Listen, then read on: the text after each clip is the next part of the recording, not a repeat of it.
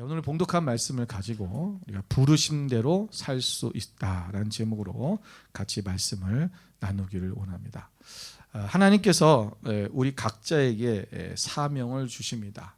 하나님께서 우리를 부르신다라는 거죠. 우리 콜링하신다. 우리 이렇게 얘기합니다. 그 사명은 각 사람마다 다릅니다. 그런데 우리 모든 사람이 이 사명, 부르심을 받았을 때 공통적으로 느끼는 것이 있어요. 그게 뭐냐면 부담감입니다. 첫 번째 부담감은 뭐냐면 내가 잘할 수 있을까라는 거죠. 오늘 예레미야 선지자처럼 슬프도소이다. 나는 아직 아이이기 때문에, 나는 아직 어리기 때문에 이 일을 감당할 수 없습니다 라고 말하는 거죠. 때로는 우리가 하나님, 나는 그 일을 하고 싶은 것이 아니라 나는 다른 일을 하고 싶은데요, 왜 나를 여기에 부르셨습니까? 왜 나를 여기서 일하라고 하십니까? 내가 저기 다른 일을 하면 안 됩니까? 그렇게 또 하나님 앞에 부담감을 갖는 사람들도 있습니다. 우리가 하나님의 나라 일에 동참하기가 싫어서 우리가 이것을 거부하거나 그런 것이 아니라, 대부분의 사람들의 하나님이 나를 부르신다고 할 때 우리가 느끼는 감정은 나는 자격이 없어요 라는 거죠. 나는 그렇게 할 만한 능력이 없어요. 나 같은 사람이 그것을 할 수 있을까요?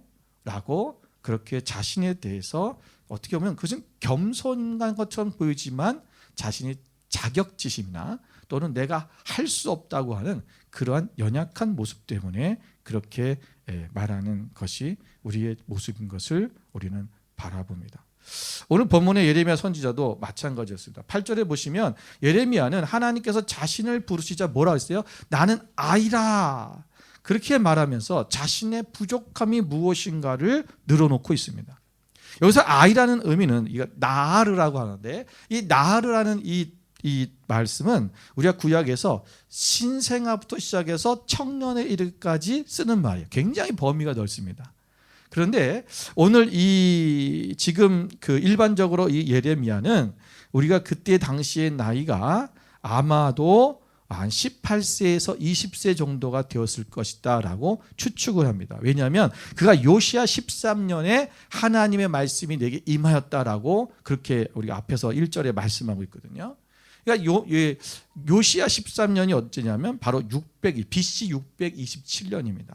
그래서 예레미야가 태어난 것이 바로 므낫세 통치 시대 때쯤 말기에 태어났다라고 이렇게 보는데, 그렇게 되면 약 한 18세에서 20세 정도 그렇게 나이가 되는 거죠.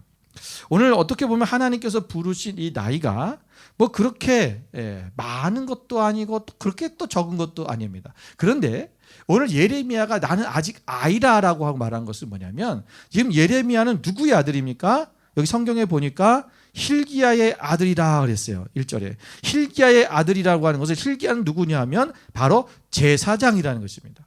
그러면 제사장의 아들은 뭐가 돼요? 제사장이 돼요. 그 제사장이 돼야 되는데, 그때 당시에 구약 시대에는 제사장이 된 나이가 몇 살이냐면 25살이에요. 근데 지금 20살이 돼가지고 하나님께서 그를 부르신 거죠. 근데 제사장도 아니고 뭘로 부르셨어요? 선지자로 부르신 거예요. 제사장보다도 더 어려운 일이 뭐냐면 선지자예요. 제사장은 그냥 하던 일 하면 돼요.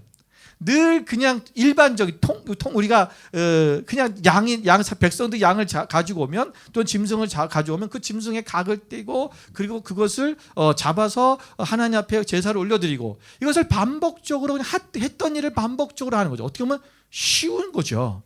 왜? 늘 하던 일이니까. 그리고 이것은 다른 사람들과 부딪힐 일이 없어요. 그래서 사람들이 와서 제사장님 하면서 굉장히 존경합니다. 그런데 선지자의 삶은요, 굉장히 빡빡해요. 아주 와일드하죠. 그 삶은 하나님이 시키는 대로 살아야 돼요. 가라 하면 가고 멈추라면 멈춰야 되고요. 그 살아가는 삶도 아주 그것이 재정적으로나 여러 가지 어려운 부분이 있어요. 먹는 거 제대로 못 먹을 때도 있고요. 잠을 제대로 못 잘 때도 있어요. 그리고 어디 가서 하나님 말씀을 선포하면 그것이 사람들이 그 말씀을 듣기를 순종하고 그렇습니까 하고 회개하는 것이 아니라, 어디서 그딴 얘기를 하냐고 그들에게 돌을 던지고 때는 매를 맞기도 합니다. 심지어는 갇히는 선교사도 있고요, 선지자들도 있고, 심지어는 목이 달아나는 선지자들도 숱하게 있었어요. 이거를 예레미야가 모르는 게 아니죠.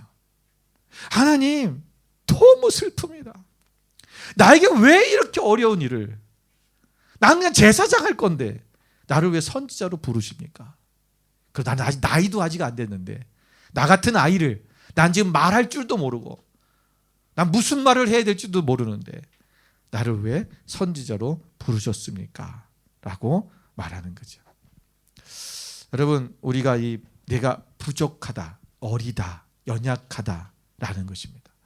우리가 하나님께서 우리를 부르실 때에 우리는 하나님 앞에 어떻게 반응하고 있습니까? 아마도 여러분이 하나님이 나를 부르셨을 때 여러분 아멘하고 오셨을 것입니다. 근데 우리가 신앙생활을 해나가면서 또 그 부르심의 삶을 살아가면서 때로는 어려움이 오고 힘든 일들이 오죠. 우리가 감정적으로나 우리의 삶의 육신적으로나 이것이 너무 힘들게 다가올 때가 있어요. 내가 정말 이 부르심대로 끝까지 살아낼 수 있을까? 너무 힘든 거예요. 여러분, 목회자들도 마찬가지입니다. 대부분의 목사들이 아마 저를 포함해서 한 번쯤은 목회를 그만둘까 생각을 안 해본 사람이 없어요. 여러분, 이것이 뭐냐면 너무 육신적으로 힘들고 정신적으로 힘들 때죠. 근데 우리가 육신적으로 힘든 건 참을 만한데 정신적으로 힘든 것을 참기가 정말 어려워요. 그래서 많은 사람들이 중도 포기가 일어나는 거죠. 오늘 예레미야는 하나님께서 자신을 부르실 때 그것을 거부하고 있어요. 그런데 하나님께서는 그 거부하고 있는 예레미야를 어떻게 하고 있어요? 설득하고 계시는 거예요. 너 어디 그딴 소리를 해. 이것이 아니라, 예레미야야, 넌 아이라 말하지 말아라. 내가 너의 내 입에 내가 무슨 말을 해야 될지를 가르쳐 줄게. 내가 너에게 그리고 능력을 줄게. 네가 선포하면 온 왕들이 너 앞에서 파멸하기도 하고 때로는 세워지기도 하고 그렇게 될 거야. 하나님은요, 오늘 우리에게 그렇게 다가오셔 주시는 것입니다. 그래서 우리 이 부르심을 끝까지 우리가 이어나갈 수 있도록, 또 우리가 그 부르심에 합당한 삶을 살아갈 수 있도록 우리를 도와주시는 분이죠. 오늘 우리는 이 본문의 말씀을 통해서 하나님께서 우리가 어떻게 이 부르심의 대로 살아갈 수 있을까? 우리가 무엇을 알아야지만, 어떻게 이것을 통해서 우리가 이 말씀을 통해서 내가 부르심대로 합당한 삶을 계속 살아가고 부르심대로 살아내는 그런 삶을 살기를 우리가 함께 말씀을 나누어 보기를 원하는 것입니다. 첫 번째로 우리가 부르심대로 살 수 있는 이유가 뭐냐면 하나님께서 나를 아시기 때문에 그렇습니다. 오늘 5절의 말씀에 보니까 이렇게 나는 너를 알았고 그랬죠. 여호와의 말씀이 내게 임하니라. 이르시되 내가 너를 모태에 짓기 전에 너를 알았고 네가 배에서 나오기 전에 너를 성별하였고 너를 여러 나라의 선지자로 세웠노라. 이렇게 말씀하십니다. 여기서 모태에 짓기 전과 배에서 나오기 전, 바로 하나님께서 그를 아셨다라고 말씀하고 있어요. 그러니까 우리가 태어나기도 전에, 우리가 모태에서 생성되기 전에 이미 하나님이 우리를 아신다. 그것은 바로 뭐냐면 우리가 언제 아셨다는 거냐면 하나님이 태초부터 이미 우리를 아신다라는 것입니다. 여러분, 우리를 아시고 우리를 지으시고 그리고 우리를 성별하시고, 그래서 우리를 하나님 앞에 다시 하나님께서 우리를 세워 가신다라는 것을 말씀하고 있는 것입니다. 여기서 안다는 말은 여러분 우리가 많이 들은 얘기죠. 이 안다는 말은 우리가 첫초에 하나님께서 아담과 하와가 서로 동침할 때 이때 안다라는 표현을 썼어요. 이게 뭐냐면 야다으라는 말인데, 야다, 히브리어로 야다라는 말이 함께 동침하다 이런 뜻입니다. 그 정도로 친밀하게 아는 거죠. 그러니까 하나님이 우리를 그렇게 인격적으로 친밀하게 우리를 알고 계시다라고 말씀하고 있는 것입니다. 오늘 본문에서 이 단어는, 이 알다라는 말은 우리 전지전능하신 하나님께서 태초부터 오늘 예레미야에 대하여 머리카락 하나하나까지 세심받으시게 그렇게 세심하게 하나하나 아신다라는 것을 말씀하고 계는 거죠. 자, 여러분, 하나님께서 우리를 아시는데 하나님은 나를 얼마만큼 아실까요? 우리 성경을 한번 보겠습니다. 시편 139편 1절부터 4절 말씀을 볼게요. 우리 같이 한번 읽어보겠습니다. 시편 139편 1절부터 4절 함께 있습니다. 여호와여, 주께서 나를 살펴보셨으므로 나를 아시나이다. 주께서 내가 앉고 일어섬을 아시고 멀리서도 나의 생각을 밝히 아시오며 나의 모든 길과 내가 하는 눕는 것을 살펴보셨으므로 나의 모든 행위를 익히 아시오니 여호와여, 내 혀의 말을 알지 못하시는 것이 하나도 없으시니이다. 아멘. 자, 이 말씀을 보시면 하나님 우리를 아시는데 어떻게 아시냐면 우리의 앉고 일어섬을 아신다는 거예요. 다음 것을 한번 넘겨주세요. 자, 그 다음 보면 뭐예요? 멀리서도 우리의 생각을 아신다 그랬죠. 그리고 우리의 길과 눕는 것을 아신다 그랬고, 우리의 모든 행위를 익히 아신다고 말했고, 내가 말하는 모든 말을 아신다라고 말씀하셨습니다. 하나님이 지금 우리를 아시는데 얼만큼 아신다는 거예요? 전부를 아신다는 거죠. 우리의 말하는 것, 우리의 행동하는 것, 우리의 그 생각, 우리의 앉고 일어서 모두 우리가 눕는 것까지, 우리 어느 길을 가는 것까지 모든 것을 다 세밀하게 아시는 그 하나님. 여러분, 하나님이 나를 아시고 나를 기억해 주신다는 것은 참으로 고마운 일입니다. 우리가 누군가가 나를 기억하고 내 이름을 알아준다는 것, 여러분 얼마나 기분이 좋습니까? 제가 금요일 날 우리 교단 컨퍼런스에 참여를 했는데 줌으로 저희가 이제 이번에 하느라고 줌으로 모임을 했었습니다. 첫 이제 모임을 하면서 이제 소그룹별로 이렇게 모임을 잘라서 블랙아웃 시켜서 또 모임을 하는데 거기서 이제 나누는 시간이 있었어요. 그런데 거기 보니까 제가 예전에 알던 목사님 한 분이 계시더라고요. 그래서 오래간만에 봤어요. 근데 그 서로 소개를 하는 시간을 갖는데 그분이 자기 소개를 하면서 내가 여기 스티븐도 알고 있는데 여기 있다고 그러면서 제 이름을 대면서 이렇게 반가워하더라고요. 괜히 기분이 좋은 거예요. 내 별것도 아닌데 내 이름을 불러주고 나를 기억해 준다는 게 괜히 그냥 내 마음에 기분이 좋아졌어요. 그리고 그 모임에 참여하는 데 있어서 굉장히 적극적이 되어질 수 있고 또 그 모임 자체에 뭔가 이렇게 떨리고 뭔가 좀 또 이렇게 좀 뭐랄까 좀 어색했던 그런 것들이 좀 사라지는 그러한 시간이었습니다. 여러분, 우리가 현대인들이 가장 두려워하고 있는 것이 무엇이냐면 아무도 나를 알지 못한다는 것입니다. 아무도 나를 알지 못한다는 이 생각에 사로잡힐 때 많은 사람들이 우울증에 걸립니다. 나를 사람들이 알아주지 않아. 여러분, 이게 오늘날 암보다도 더 심각한 병입니다. 그러니까 누군가 나를 알아준다는 것, 이것이야말로 우리를 살게 하고 우리에게 신이 나게 하는 일처럼 없지요.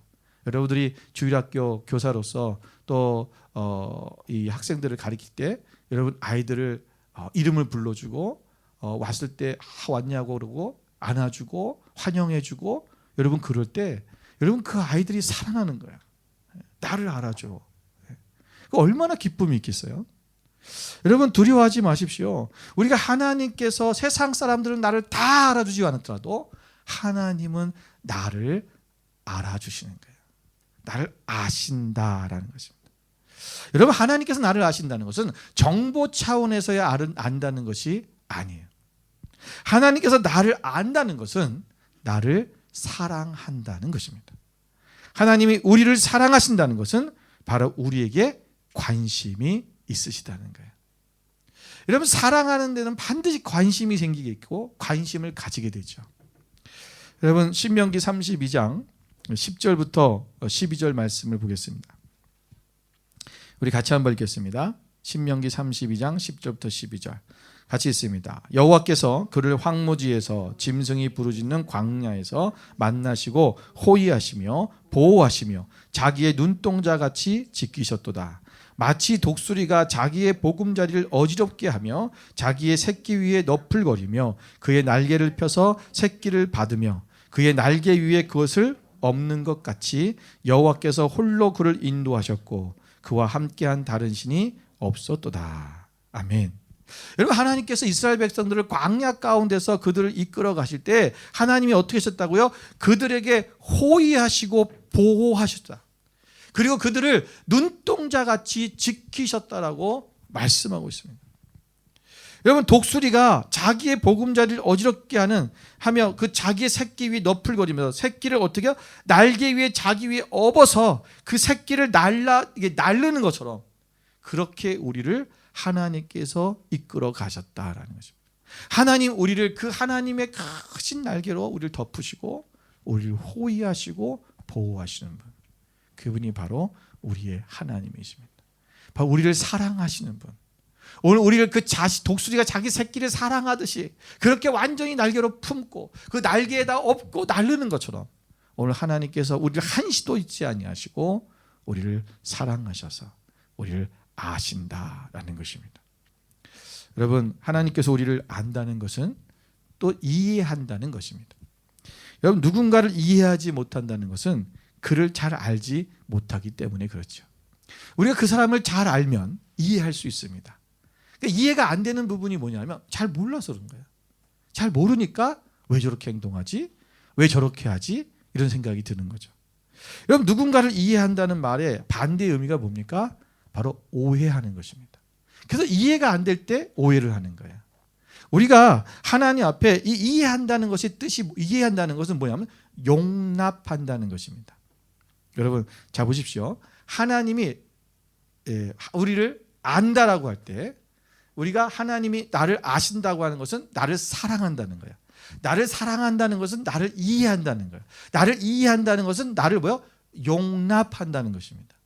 그래서 하나님이 오늘 나를 아신다는 것은 나를 첫 번째 나를 용납하셨다는 거예요. 나를 용납한다는 나를 있는 그대로 받아들이신다는 것입니다. 오늘 우리가 어린아이 같고 내가 아직 부족하고 연약하지만 하나님께서는 우리가 때로는 실수할 때도 있지만 나를 그냥 받아주신다는 거예요. 그리고 하나님은 그래서 우리를 이해하시는 거예요. 이해하시기 때문에 받아주시는 거죠. 이해하시면 우리를 사랑하시기 때문에 이해하시는 거예요. 하나님이 우리를 알고 계시기 때문에 우리를 사랑할 수 있는 것입니다. 여러분 보십시오. 다윗이 사울에게 쫓겨다닐 때 그는 아둘람 굴에서 지낸 적이 있습니다. 그런데 그 아둘람 굴에 이 다윗에게로 모여든 사람들이 있었어요. 400명 가량에 되는 사람들이 이 다윗에게 왔습니다. 여러분, 이 사람들이 어떤 사람들이었습니까? 우리가 사무엘상 22장 2절에 말씀하면 그들은 환난당한 모든 자와 빚진 모든 자와 마음이 원통한 자가 다 그에게로 모였고 그는 그들의 우두머리가 되었는데 그와 함께한 자가 400명 가량이었더라. 어떤 사람이라고요? 환난당한 자, 빚진 자, 마음이 원통한 자라는 거예요. 여러분, 이런 사람들은요 피해의식이 많습니다. 이런 사람들은 열등감에 사로잡혀 있습니다. 이런 사람들은 분노가 가득 찹니다. 이런 사람들은 거절감으로 인한 마음의 상처가 많습니다. 그래서 이들이 조금만 어려움이 와도 쉽게 낙심하고 불평과 원망과 좌절하기를 잘합니다. 그리고 자기 연민에 잘 빠집니다. 또한 이들은 자기 자신은 어떤 일을 할 수 없는 자라고 생각하며 그 이유를 대기에 급급합니다.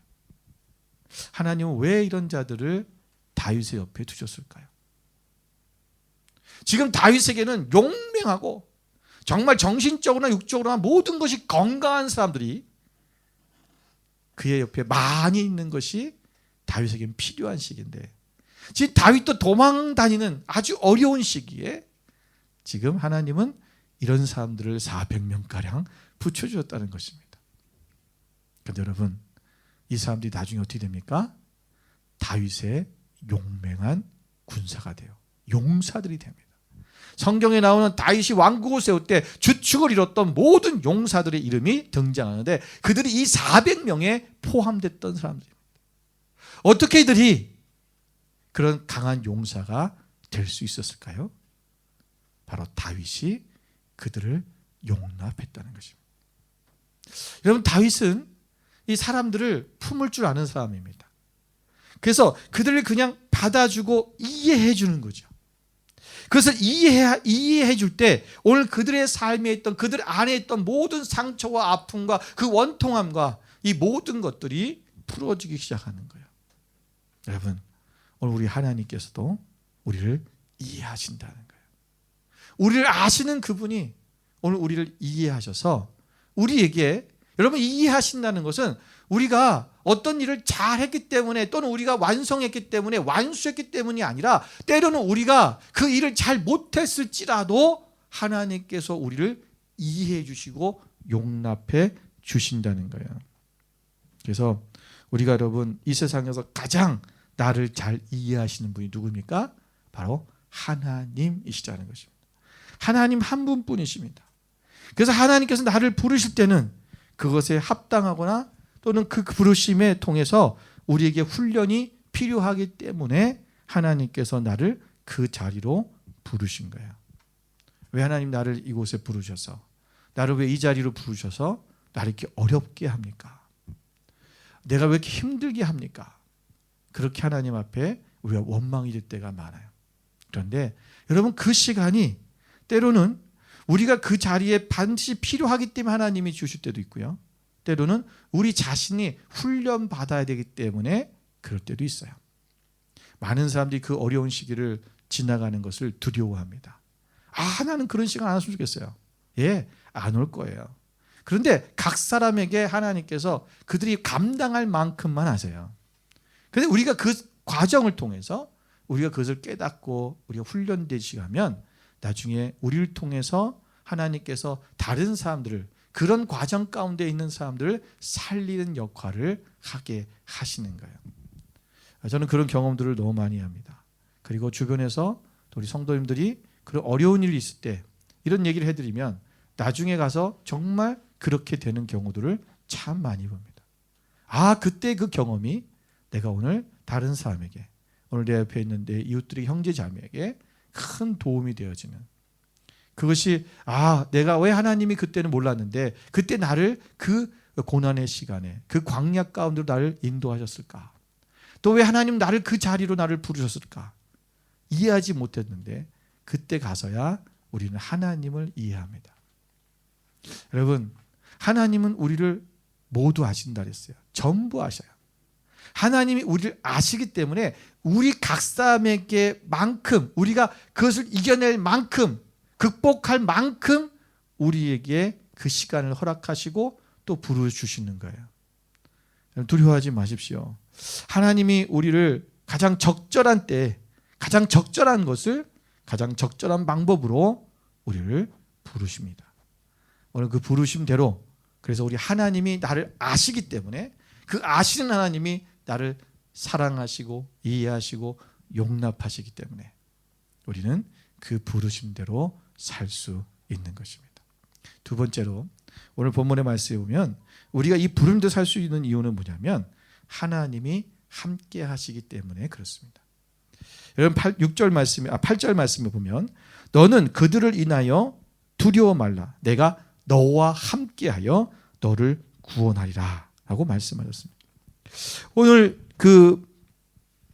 이 예레미야가 이 선지자로가 된다면 누구에서도 가든지 그 말을 전해야 되고 왕 앞에 가서라도 하나님 말씀을 전해야 되는데 그게 두려웠죠. 내가 그럴 때 하나님께서 뭐라고 말씀하면 너가 그들 때문에 두려워하지 마라. 내가 너와 함께 할 것이다. 내가 너와 함께 할 것이다. 여러분, 우리가 하나님의 우리가 이 선지자의 사명을 감당하기를 두려워하는 이 예레미야에게 단 한마디로 말하신 거예요. 나는 너와 함께 할 것이다. 여러분, 이 말씀으로 오늘 예레미야를 격려하고 계세요. 여러분, 우리 하나님은 우리가 함께 하시고 있다는 사실을 우리는 모르는 사람이 없어요. 우리는 누누이 알고 있고, 그래 하나님이 나와 함께 하셔라고 그렇게 우리가 생각하고 산도 불구하고 왜 우리는 부르심대로 사는 것을 힘들어하고 거부하려고 그러고 어려워할까? 왜 그것대로 살지 못할까? 안 된다고 할까? 그 이유가 뭐냐면 하나님이 나와 함께 하신다는 이 사실을 우리가 잘 오해하고 있는 부분들이 많다라는 거예요. 자, 보세요. 여러분 시편 139편 7절부터 10절에 보면 이 말씀이 있습니다. 우리 같이 한번 읽어보겠습니다. 다윗의 고백인데요. 함께 있습니다. 내가 주의 영을 떠나 어디로 가며 주의 앞에서 어디로 피하리까? 내가 하늘에 올라갈지라도 거기 계시며 스올에 내 자리를 펼지라도 거기 계시니다. 내가 새벽 날개를 치며 바다 끝에 가서 거주할지라도 거기서도 주의 손이 나를 인도하시며 주의 오른손이 나를 붙드시리이다. 아멘. 저는 이 말씀을 옛날에 이 말씀을 보면서 그랬어요. 하나님은 우리가 어디를 가더라도 하나님이 나와 함께 하시는구나. 이렇게 이 말씀을 받아들였는데 여러분 이 말씀을 자세히 보니까 여러분 이게 좀 달라요. 그게 무슨 얘기냐면 보세요. 내가 주의 영을 떠났다는 거예요. 내가 주의 영을 떠났는데 거기에도 하나님이 계신다는 거예요. 내가 스올에 내 자리를 펼지라도 내가 스올에 떠돌릴 정도로 내가 하나님 앞에 죄를 범하고 내가 하나님 말씀에 불순종하고 하나님대로 살지 않았는데 거기에도 하나님이 계셨다. 여러분 이 말씀을 우리가 다시 한번 생각해 본다면 여러분 내가 순종하여 하나님의 뜻대로 행할 뿐만이 아니라 내가 하나님 앞에 불순종하고 주의 뜻을 거스리고 죄악을 행하고 때로는 내가 하나님의 뜻대로 살지 못하고 내가 실패하고 넘어졌을 때도 그때도 하나님은 나를 버리지 아니하시고 나와 함께 하신다라는 거죠. 얼마나 큰 은혜입니까? 오늘 지금도 하나님이 나와 함께 하시는 거예요. 우리는 내가 하나님 앞에 잘하고 있을 때 내가 하나님 앞에 경건하게 거룩하게 하나님 앞에 우리의 삶의 모습이지만 성공적이고 날마다 하나님이 보시기에 아름다운 모습일 때만 하나님이 나와 함께 하신다라고 생각을 해요. 그런데 우리가 좀 하나님 보시기에 보기 아름답지 못한 그런 순간일 때는 하나님이 나와 함께 하지 않아.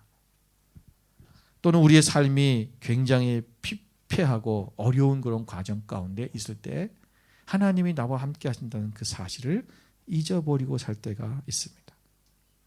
우리가 잘 되고 있을 때 형통할 때 맡겨주는 것은 그런 사람은 참 많아요.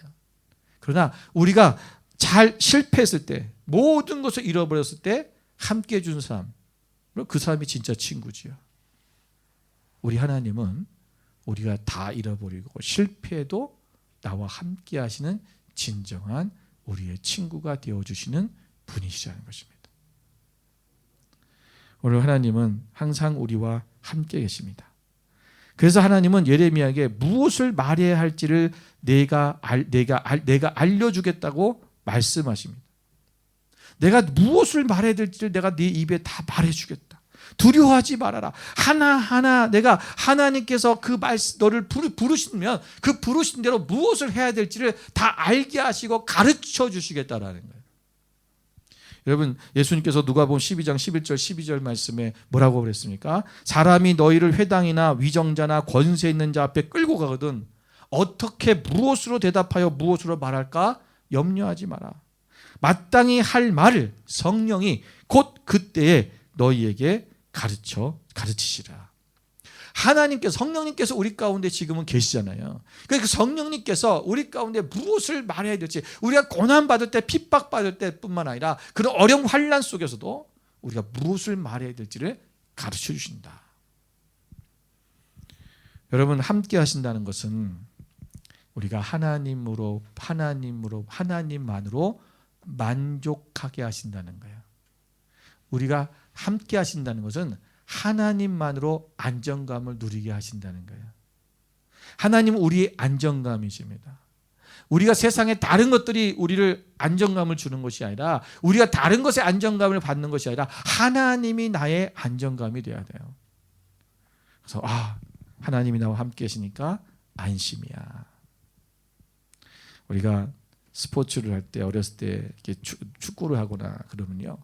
우리 편에 잘하는 친구가 하나 있으면 어떻게 해요? 안심을 해요. 야, 오늘 이겼다. 그런데 우리 팀이 전부 못하는 애들끼리 모여 있으면 오늘 졌다. 끝난 거죠. 아예 포기해버려요. 특히 이 게임을. 이 게임은 진 거야. 근데 잘하는 친구가 있으면 그 친구를 의지하면서 안정감을 누리는 거죠. 나는 잘 못해도 우리는 이길 거야. 여러분, 우리는 연약해요. 우리 힘이 없어요. 우리 할 수 없을 수 있어요. 그러나 하나님께서 우리 가운데 함께 하심으로 우리는 이길 수 있다는 거예요. 왜? 그분은 능력이 하나님이시니까. 하나님이 함께 하신다는 사실은 반드시 승리한다는 거예요. 하나님이 함께 하신다는 것은 우리에게 능력을 부어 주시겠다라는 것입니다. 오늘 본문의 10절의 말씀에 오면 이렇게 말씀하시잖아요. 보라, 내가 오늘 너를 여러 나라와 여러 왕국 위에 세워 네가 그것들을 뽑고 파괴하며 파멸하고 넘어뜨리며 건설하고 심게 하였느니라 하시니라. 여러분, 이 말씀 보면 과거형으로 써버렸어요. 너를 그렇게 하겠다라고 말씀하시면 너는 이미 그렇게 하였다라고 말씀하고 계시는 거예요. 왜 그렇습니까? 너가 이제는 너를 통해 오늘 너를 여러 나라와 왕국에 너를 세워서 내가 너를 보내서 너가 그것들을 뽑고 파괴하고 파멸할 수 있고 네가 넘어뜨릴 수도 있고 심지어는 그것을 세울 수도 있고 다시 그것을 심을 수도 있다. 누구가 이렇게 할 수 있다고요? 예레미야가. 오늘 하나님이 우리와 함께 하시면 하나님의 능력으로 말미암아 그 하나님의 권능으로 우리가 멸하면 멸하고 우리가 세우면 세워지는 역사가 일어난다는 것입니다. 여러분이 하나님의 자녀입니다. 우리는 하나님의 부르심을 받은 자는 이런 능력이 있다는 거예요. 여러분, 두려워하지 마세요. 선포하시면 돼요. 우리 예수 그리스도의 이름으로 우리가 하나님을 전적으로 믿고 의지하고 신뢰하며 믿음으로 선포하는 거예요. 우리를 방해하고 어렵게 만드는, 때로 우리를 두렵게 만드는 것 있다면 낯선 예수 이름으로 그것을 물리치고 파멸시키고 우리는 예수님의 이름으로 또 우리가 다시 세울 것들은 세우고 무너진 것들은 세우고 하나님 앞에 그것을 드리며 나가는 그러한 삶이 우리 가운데 있게 된다. 있게 된다가 아니라 지금 뭐라고 해요? 있다라는 거예요. 이미 있었다. 그렇게 되었다. 이미 되었다라는 거예요. 하나님은 그 능력을 우리 이미 주었고 그런 역사가 이미 되었다라는 것을 말씀하고 있는 것입니다. 여러분, 오늘 우리가 하나님께서 이미 여러분 하나님의 그 함께 하심으로 말미암아 우리는 그 하나님의 능력으로 이미 세상을 이겼습니다. 이미 우리는 그 모든 고난과 환난과 어려움들을 극복했습니다. 우리는 이미 우리 마음에 어려운 그 모든 부분들을 우리는 이미 그것을 회복하고 넘어섰습니다. 우리는 하나님의 부르신 그 부르심에 따라서 우리는 살아가야 됩니다. 우리가 하나님은 반드시 부르신 자들에게 그 부르심대로 살 수 있는 능력을 부어주시는 거예요. 여러분, 요셉이 여러분 어떻습니까? 그는 노예로 부르셨을 때 노예로의 삶을 최선을 다해서 부르신 대로 살았어요. 그의 부르심은 노예가 아니에요. 한 번도 생각해 보지 않았을까요? 그가 꾸었던 꿈은 뭡니까? 하나님이 주셨던 꿈은 자기 형제와 부모들이 자기의 절을 하는 사람이에요. 그건 자기는 존귀한 자가 된다는 거예요. 아마도 요셉의 머릿속 생각 속에 나는 그렇게 쓰임받는 사람이 될 거야 라고 생각했을 거예요. 그런데 오늘 현실은 뭡니까? 노예로 팔려왔어요. 자기의 꿈은 하나님의 꿈조차 다 사라지는 거죠. 나는 이 부르심대로 살 수가 없어. 그런데 여러분, 오늘 그 부르심이 오늘 내가 처해져 있는 이 상황, 지금의 현재 삶을 그 부르심대로 살면 돼요. 그것이 오늘 나의 부르심이에요. 그러니까 하나님은 나를 노예로 부르시지 않았어요. 그러나 그 노예의 과정이 오늘 내가 총리가 돼서 요셉이 총리가 되기 위한 하나의 준비의 과정이었다는 거예요. 그가 감옥에 들어가는 것도 하나님의 부르심이었어요. 그 부르심대로 살잖아요. 그랬더니 그는 애굽의 총리로서의 하나님의 궁극적인 부르심에 따른 그 일들을 감당하고 살아낼 수 있는 삶이 된 거죠. 그래서 우리가 하나님이 나를 지금 부르신 것이 지금 이 일이 아니라 어떻게 보면 더 큰 일이 준비될 수 있어요. 그러나 이것은 뭐예요? 지금 과정이라는 거예요. 왜 하나님 내가 이런 일을 시키십니까? 왜 이렇게 하십니까? 제가 예전에 또 전사님에게 제가 주일학교를 맡겼어요. 주일학교를 섬겨주세요. 그랬더니 불평하는 거예요. 날 주일학교 시키냐? 난 다른 거 하고 싶은데. 나중에 이제 시간이 지난 다음에 나중에 와서 고백하더라고요. 왜 목사님이 나를 주일학교를 맡겼는지 이제 이해가 됩니다. 왜 훗날을 위해서 주일학교부터 다 경험해 봐야 되거든요. 여러분, 사역자는 그것을 다 경험해 봐야 나중에 내가 장년들을 목회하더라도 전체 교회를 다 아우러 볼 수 있기 때문에 할 수 있는 거예요. 근데 그걸 처음에 몰라요. 왜 날 주일학교 시키냐? 난 관심도 없는데. 나는 청소년에 관심이 있고 또는 청년에 관심이 있고 다른 것에 관심이 있는데 왜 나를 주일학교 시킵니까? 그럴 수 있죠. 근데 오늘 그것이 다른 그 원래의 부르심을 다루기 위한 과정이었다라는 사실을 잊으시면 안 됩니다. 오늘 우리의 삶에 지금 내가 때로는 어렵고 힘들 수 있어요. 그러나 그것이 오늘 하나님이 나를 부르심에 따르는 그것을 가는 과정 중이라는 사실을 여러분 기억하셔서 오늘 지금 현재 지금 내가 있는 그 자리를 최선을 다해서 부르심대로 살면 되는 거예요. 오늘 하나님의 영광이 오늘 우리 삶을 통해서 아름답게 이어지기를 원합니다. 하나님의 부르심에 대로 우리는 살 수 있다라는 그 믿음을 가지고 하나님이 나를 아시고 나를 아시기 때문에 이해하시고 용납하시고 또 나를 하나님께서 함께 하심으로 나를 끝까지 동행하셔서 나를 지켜주시고 보호하시고 나를 하나님의 능력의 손으로 지키셔서 오늘도 우리를 능력의 삶으로 살게 하시는 그 하나님이 나와 함께한 사실을 기억하며 그 부르심대로 살아가는 여러분 되시기를 주님의 이름으로 축원을 드립니다. 기도하겠습니다.